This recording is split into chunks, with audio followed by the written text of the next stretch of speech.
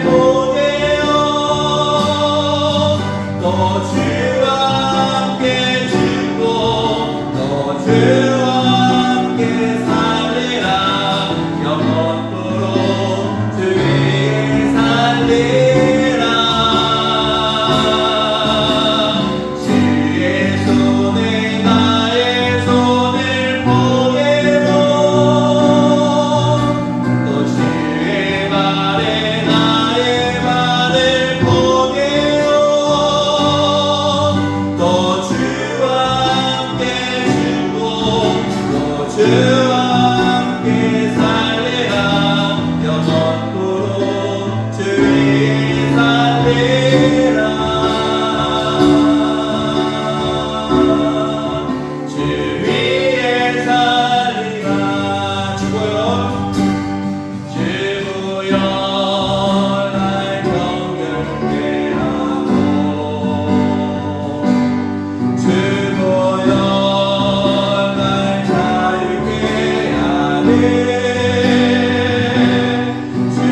앞에 나의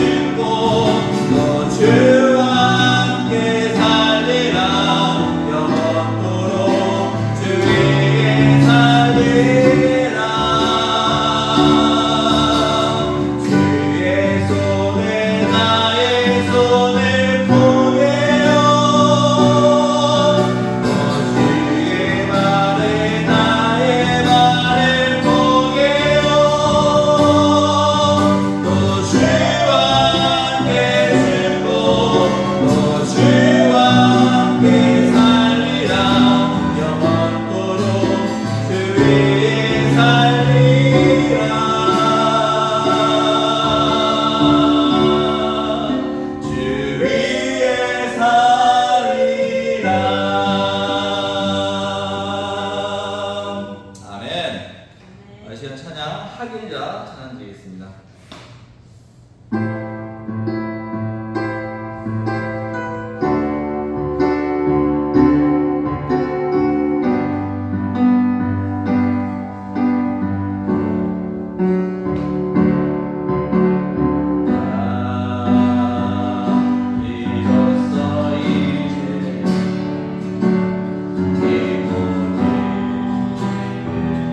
아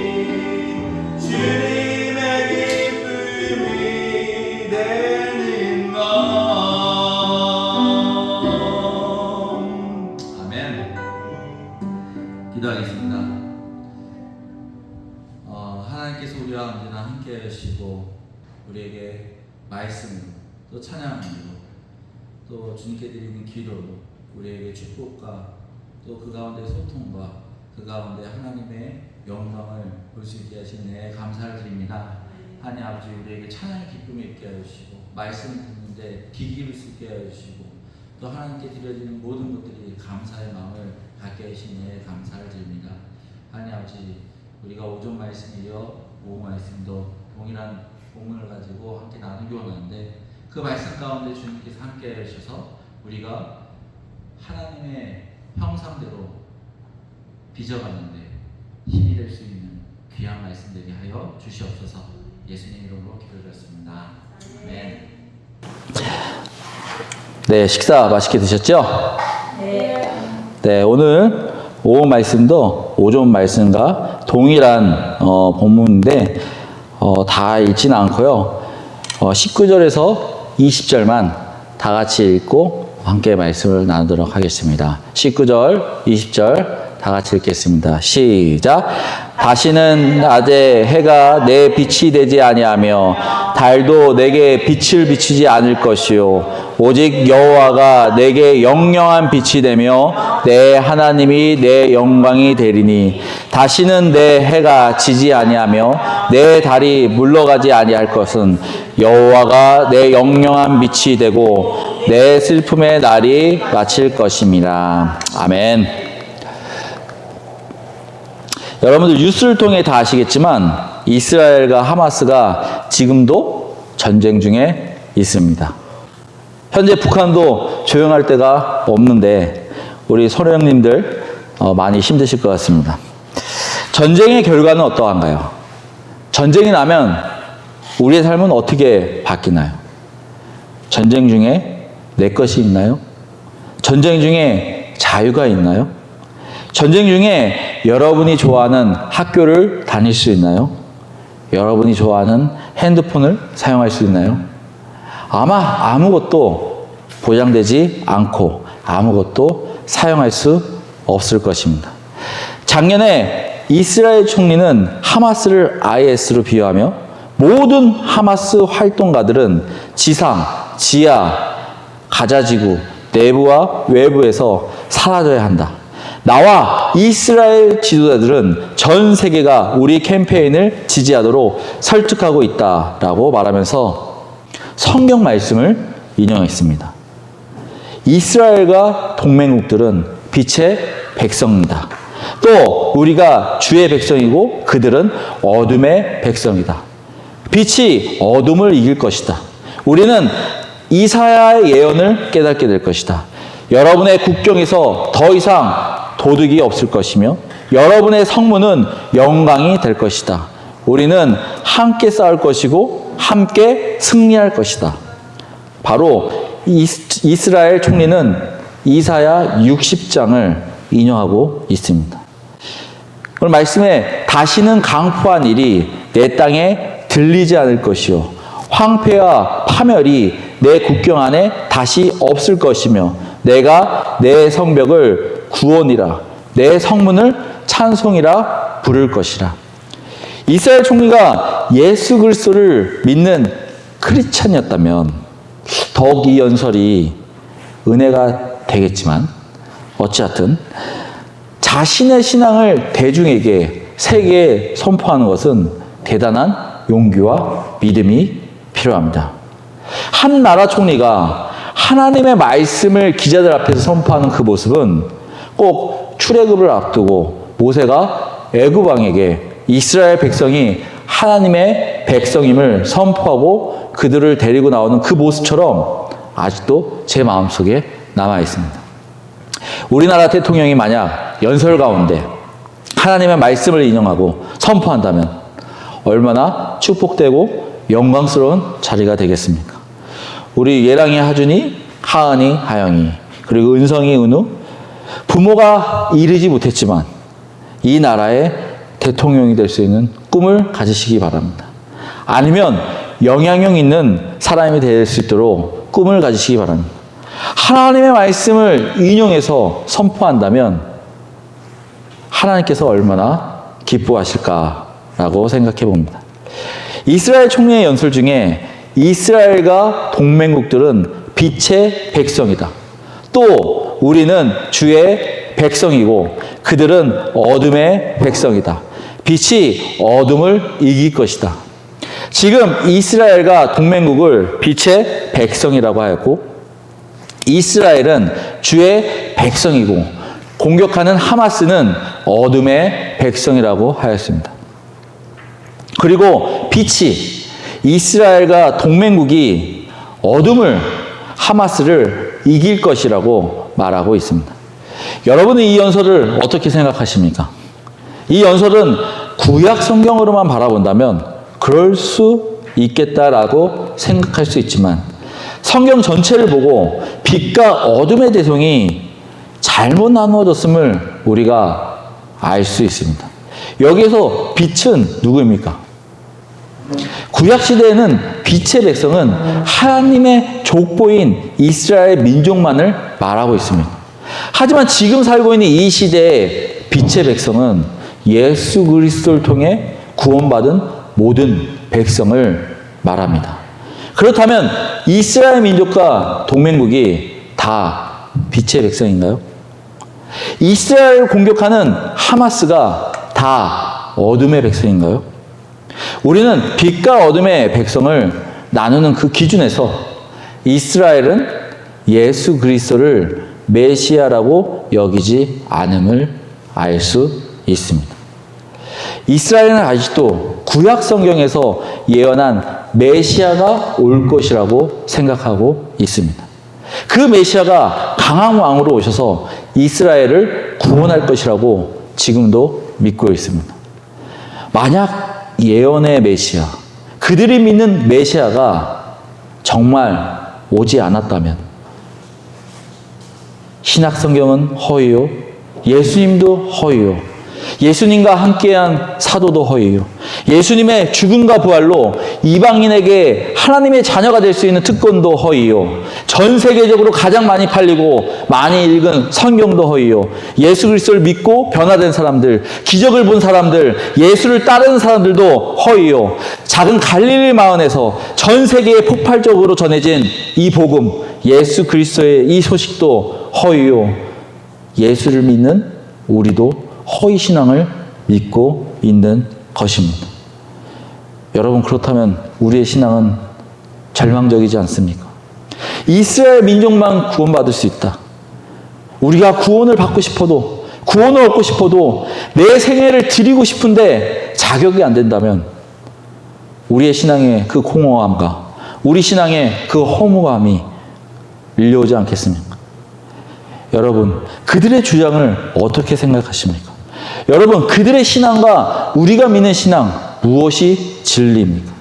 우리가 믿는 하나님은 공평하신데, 우리가 믿는 하나님은 신실하신데, 우리가 믿는 하나님은 사랑이신데, 우리가 믿는 하나님은 구약부터 신약까지 다 예수 그리스도를 말하고 있는데 왜 종교개혁 때 많은 신학자들이, 성도들이 성경대로 순교하면서 죽음을 당했는지, 왜 사도들이 그를 따랐던 성도들이 성경대로 따랐는데 죽음을 당했는지, 왜 예수님이 그를 따랐던 제자들이 하나님께 순종했는데 죽음을 당했는지, 바로 그들이 잘못된 진리 때문에, 그들의 잘못된 신앙 때문에, 그들의 욕심 때문에, 그들의 재산 때문에, 그들의 명예 때문에, 다 자기 중심성 때문에, 자기를 우상화했기 때문에 생긴 일이지 않습니까? 그래서 우리는 바른 진리, 바른 신앙을 가져야 합니다. 예수 그리스도가 어떤 분이신지 분명히 알고 믿어야 하는 것입니다. 시대가 지날수록 더 많은 종교들이 생기고 있습니다. 같은 성경을 보고 같은 성경을 믿는데 왜 이렇게 많은 종교들이 생기는 건가요? 신천지, 하나님의 교회, 구원파, 통일교, JMS, 다양한 이단들이 생기고 있습니다. 여러분은 바른 진리, 바른 신앙을 어떻게 구분하실 것입니까? 여러분은 바른 진리, 바른 신앙을 어떻게 잘 따라가실 것입니까? 우리에게 바른 진리, 바른 신앙은 이 성경, 하나님의 말씀밖에 없습니다. 믿으십니까? 아멘. 우리가 이 성경 하나님의 말씀을 소중히 여기지 않는다면, 스스로 알려고 하지 않는다면 우리의 삶 가운데 중요한 신앙의 결심이 필요한 그 갈림길에서 엉뚱한 길, 세상의 길, 지식의 길, 성공의 길, 자기 중심의 길을 선택하게 될 것입니다. 그리고 그 길이 맞다고 스스로 자기 중심성을 내세우며 자신을 우상화할 것입니다. 최근에 들은 이야기입니다. 어떤 교회에서 신실한 한 자매분이 있습니다. 그런데 결혼하고 나서 시아버지와 갈등이 있었습니다. 시아버지가 이렇게 말씀합니다. 다 같은 하나님을 믿는 종교인데 천주교로 옮기는 것은 어떠니? 처음에는 약간의 이질적인 느낌이 들어 반대했지만 몇 번 행사 참석해보고 또 같이 하다 보니까 천주교의 그 예배 분위기가 좋아졌습니다. 또 시아버지, 시어머니, 남편이 다 천주교를 다니다 보니 그 자매도 결국 하나님만 열심히 믿으면 되잖아. 난 하나님을 어디서든지 잘 믿을 수 있어. 라는 생각으로 지금은 천주교에 다니고 있습니다. 여러분 어떻게 생각하십니까? 바른 진리입니까? 바른 신앙입니까? 여러분, 우리는 조심해야 합니다. 우리에게 구원을 주시는 분은 예수 그리스도 한 분이십니다. 예수 그리스도 외에 다른 길로 구원은 없습니다. 예수 그리스도 외에 다른 종교는 구원이 없습니다. 예수 그리스도 외에 하나님이 우리에게 보내신 분은 없습니다. 예수 그리스도 외에 우리에게 죽음으로 사랑을 보여주신 분은 없습니다. 예수 그리스도 외에 우리에게 하나님의 자녀가 될 수 있는 특권을 주신 분은 없습니다. 우리를 인도하시는 분은 오직 예수 그리스도, 우리를 핏값으로 사신 예수 그리스도만이 우리를 하나님의 자녀로 인도하시는 것입니다. 우리는 아담과 하와를 통해 원죄를 가지게 되었습니다. 하나님이 창조하신 아담과 하와, 왜 죄를 지었어요? 그들 마음속에 하나의 욕심, 하나님처럼 될 수 있다는 욕심 때문에, 바로 자기 중심성 때문에 하나님의 말씀, 절대 지켜야 할 규칙을 자신의 생각으로 변질시켰습니다. 그로 인해 어떻게 됐습니까? 그의 자손들은 원죄, 죄인의 삶을 살게 됩니다. 아담과 하와가 하나님의 말씀을 많이 바꿨나요? 그렇지 않습니다. 한 단어만 살짝 바꿨습니다.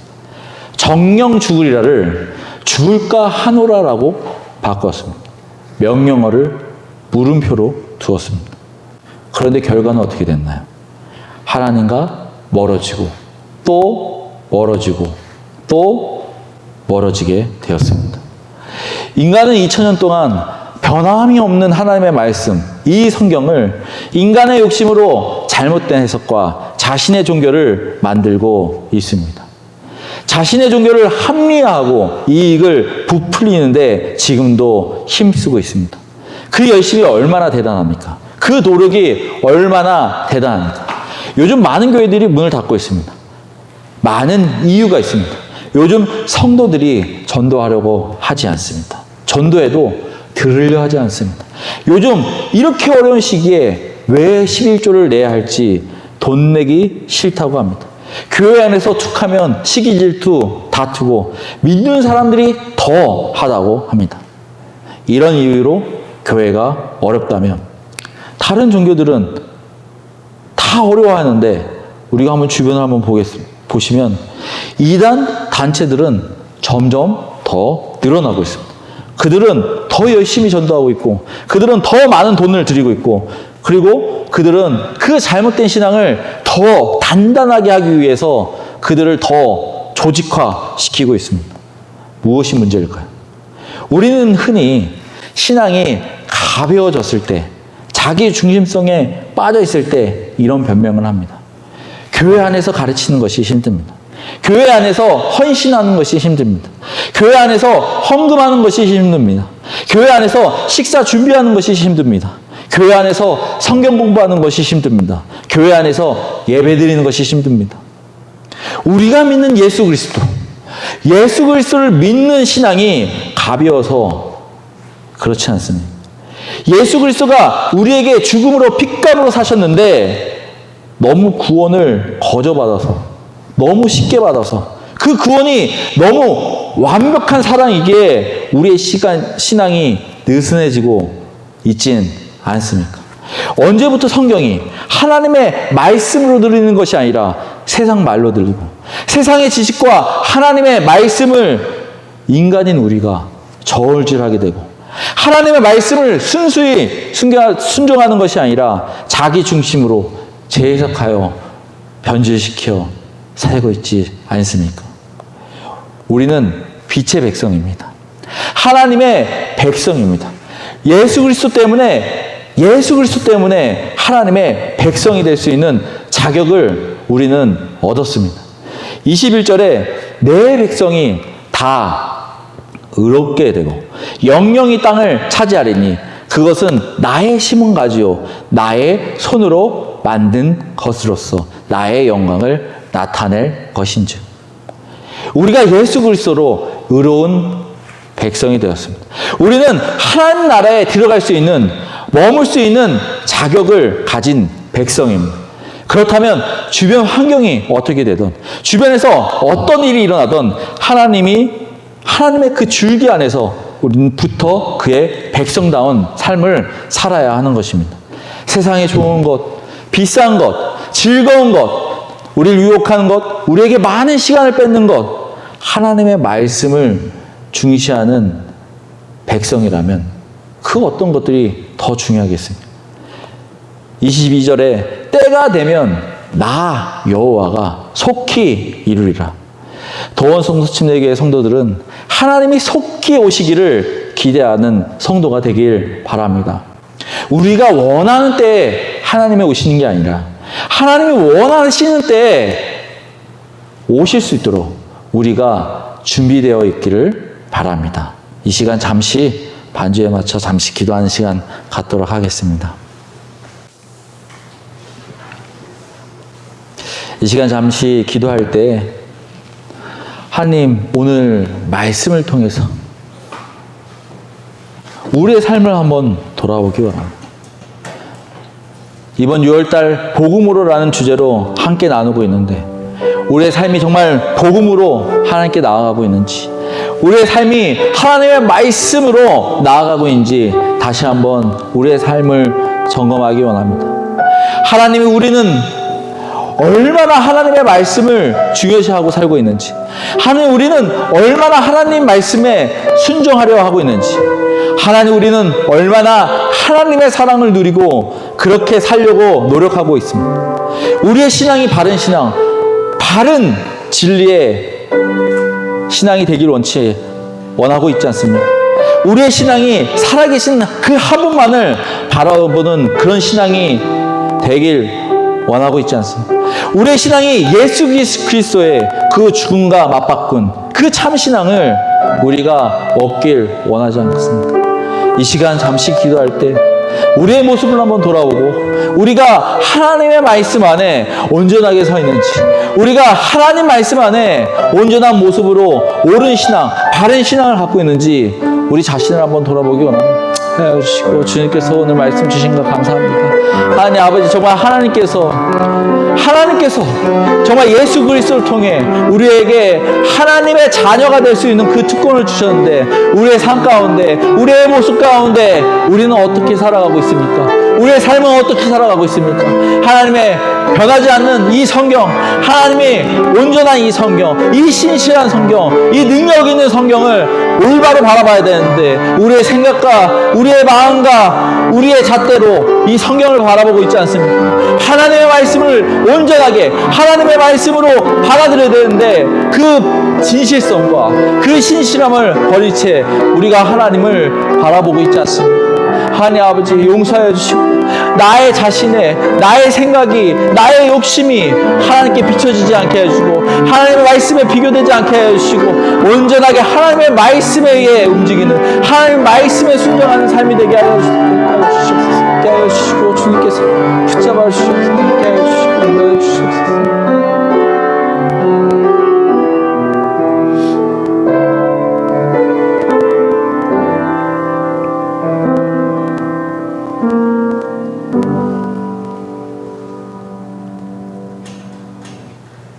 하나님 아버지, 시대가 복잡하고 빠르게 또 성경을 이간질하고 성경을 변질시키는 많은 무리들이 생겨나고 있습니다. 하나님, 이럴 때일수록 우리가 바른 진리, 바른 신앙을 붙잡고 나갈 수 있게 해주시고, 우리가 들어서 이 신앙을 아는 것이 아니라 우리가 이 성경을, 하나님의 말씀을 알기 위해 노력할 수 있게 해주시고, 하나님 말씀에 우리가 빠져들게 하여 주시고, 정말 그 가운데에서 하나님이 우리에게 무엇을 얘기하는지, 무엇을 나에게 답하는지, 내가 어떤 길로 가고자 하는지 그 참 의미, 참 뜻을 알게 하여 주시옵소서. 오늘 말씀 가운데 주님께서 우리에게 그 믿음의, 하나님의 그 백성의 그 삶을 보여주셨는데 우리가 그 삶을 살게 하여 주시옵소서. 예수님 이름으로 기도드렸습니다.